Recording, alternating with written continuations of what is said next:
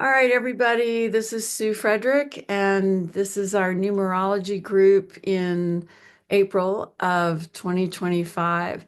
So I just want to have us all take 3 deep breaths and close our eyes. Inhale one, and again, and again. And in this moment, we still the mind, we quiet any anxiety, fear, doubt. We feel the heart opening, connecting to each other as we do so well in this group, knowing that all is well with our souls, no matter how things may seem in the outer world. And so it is. So tonight, before we do a discussion, as some of you know, I've just gotten back from my 98-year-old mother's funeral, which gives me so much to think and talk about our soul agreements, especially the ones that break our hearts and how important and powerful they are. But before we do that, I thought it was really important to talk about April being a 4 month numerologically in a 9 universal year. And because of the 9, that means that April, even though it's a 4 month in our calendar, it's now also a 4 month in this 9 universal year because of the addition and how you figure that out. So, in a sense, it's kind of a double 4 month for us. So, I really felt into that, meditated that, and downloaded several pages of writing about it. That's really how I love to channel, is just to say, okay, Spirit, fill me in on the energy and the message of April as a 4 month in a 9 universal year. And here's what they wrote for all of you. This time of the 4 is the time of strength, strengthening our emotional, spiritual, physical, and mental selves, resolving to live in these dense, troubled realms with an eye towards the heavenly realms at all times. With an eye towards the heavenly realms at all times. Just as the captain lost at sea in an enormous storm has the waves rocking the boat, but still keeps their eye on the distant horizon, sometimes only able to see that horizon between the impossibly tall waves of turmoil, but faithful that the horizon is there and that steering towards it will keep the boat upright. We are called now collectively to be faithful that divine order still rules, even when it seems not. To know that in this 4 month, action must be taken in the physical world to assist our strengthening of self, our strengthening into our divinity, while still walking on the earth realms. This means daily meditation is more important than ever this month, especially prayer, affirmations, taking care of your physical self, eating well, pure foods with life force, less processed foods, less sugar, more water, lots of walking or other types of moving your chi, the energy in your body, and importantly, refraining from any use of alcohol or drugs. The reason for this is that discipline is the energy or the word of the 4. So the discipline of the 4 calls us to what we could consider a time of being in basic training. We can call it spiritual basic training. We are allowing a sort of boot camp for our souls to take place this month. Every time a negative thought or a fear takes hold of your consciousness, we have to like seize the day with disciplined thinking of positive, grateful, joyful, or humorous thoughts, with quieting the mind with mantra. You know, I love the mantra Om Namah Shivaya to quiet the mind, with feeling the heart open, even putting the upward palm in front of the heart chakra to enhance the energy of the heart chakra, and raising our personal frequencies no matter what comes our way. Yes, these are chaotic times, but all of us are caught up in them. Don't feel that you are the only one who is feeling off. We are all struggling to find our balance, feeling the pain of old and trusted beliefs or old and trusted relationships or old and trusted behaviors falling away. It feels like a peeling of what needs to be released. We are feeling the chaos of world affairs take its toll on our inner and outer selves. But we've never had in our lives an easy 9 personal year. So why should we expect this universal 9 year to be easy? The point of the number 9 is to finish what needs to be finished, to release what needs to be released, to surrender what no longer serves, and wipe the slate clean of what the ego wants to happen. Let me say that again. To surrender what no longer serves and wipe the slate clean of what the ego wants to happen. Only then does the healing energy of the 9 do its job to surrender our past traumas, bring us to the edge of the new and the better, yet not quite revealing what that looks like. This is the seduction, the trickery of the 9. We must let it go and then surrender how we want it to go, and yet at the same time trust that it's going to go for divine order for our highest good. This is the 9 tumultuous final consciousness evolutionary year that we are in. It's important to remember that you are not alone, because one of the biggest anxiety things I hear from clients every day is they just feel like they're all alone in all their mixed emotions, their hyper feelings. They're upset about politics no matter what side they're on. These waves are rocking all of us, and it's not over. In other words, we're not even halfway through this year. I don't mean to say that to make you worry about it. I'm just trying to say we need the discipline of the 4 this month to strengthen our resolve and get through this in a productive way. You can think of a mother preparing to give birth, and the mother knows that labor involves pain and sometimes trauma to bring the new life in.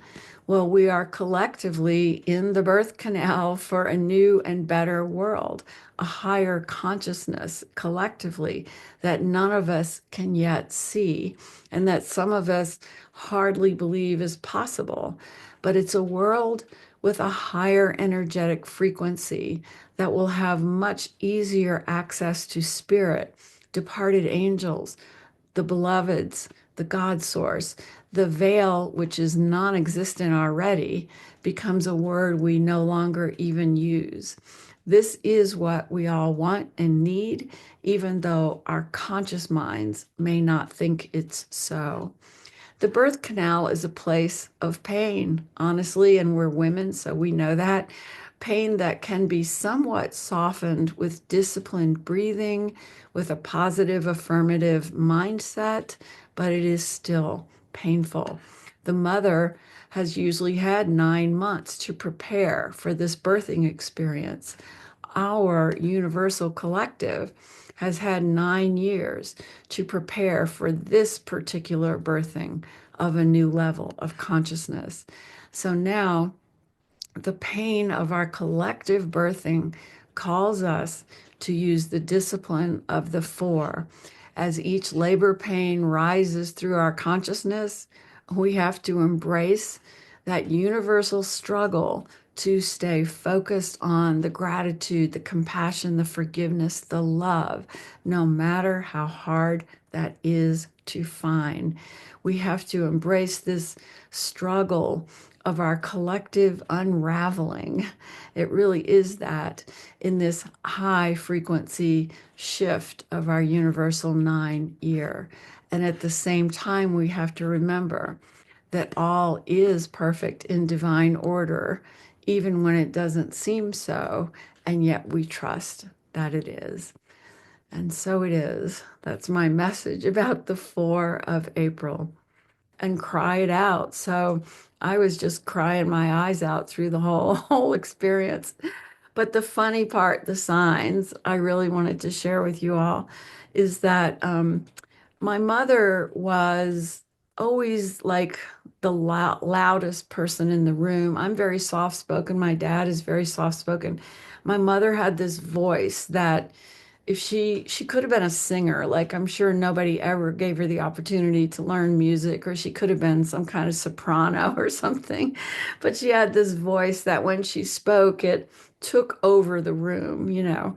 And and she was always the center of attention. And that came from being the youngest of 12. Like she was going to die unless she got everybody to pay attention to her and feed her and all of that.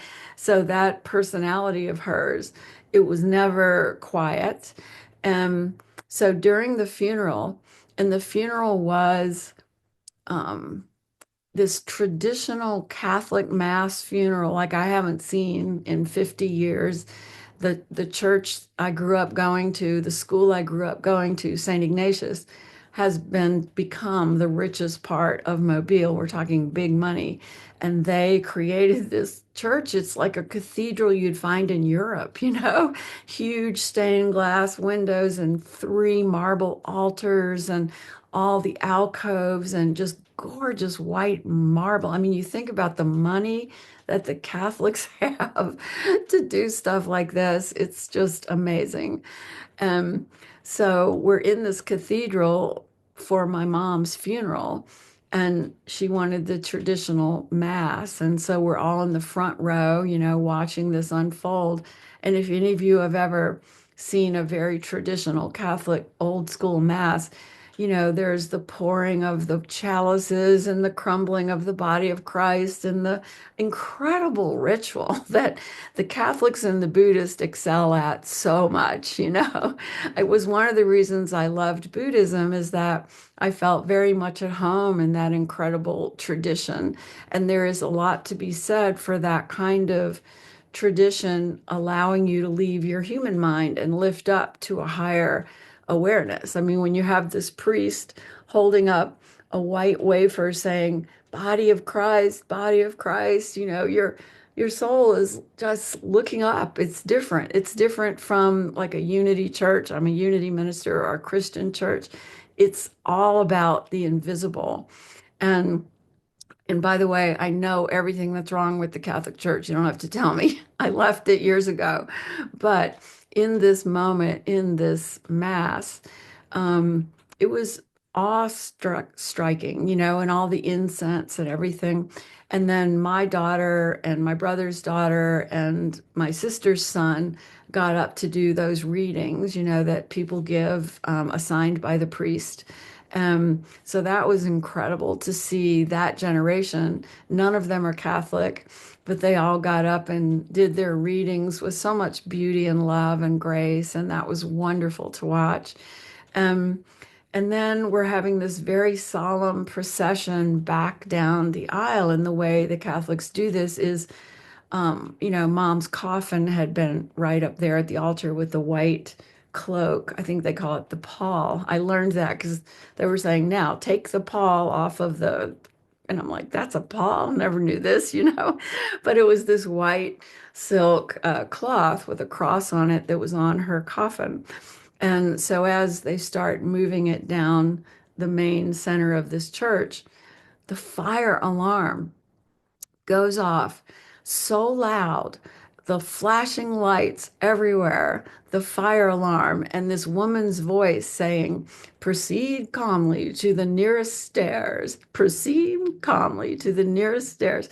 and my siblings and I, and then this beautiful black nurse who had taken such good care of my mom, helping my brother out and being there at night. We loved her. Her name was Sonia, and she was there, and she's right in front of me walking, and she goes, and she hears that, and she goes, "Now, Miss Nolan, don't you get started."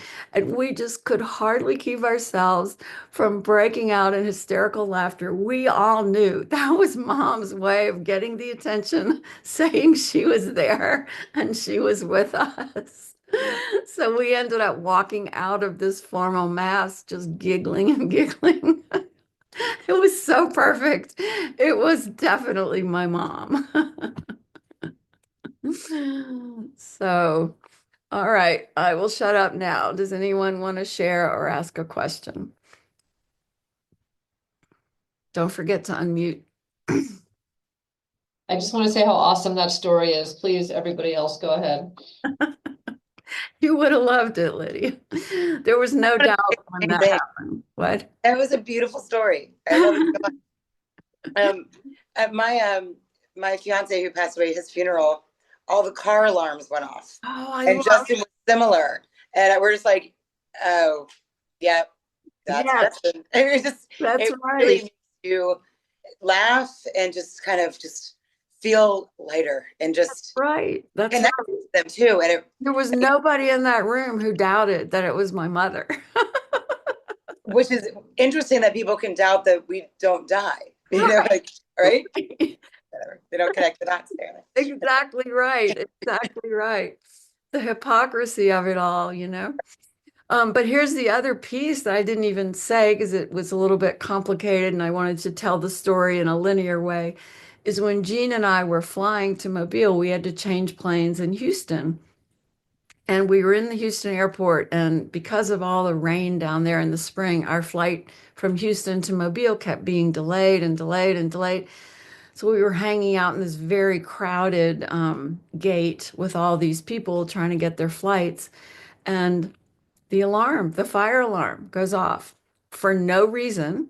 Same flashing lights, same voice from a woman. Please proceed carefully to the nearest stairs.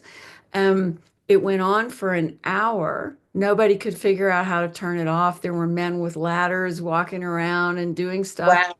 and everybody was just ignoring it, acting like nothing was happening, but it was so loud and the lights were flashing and flashing.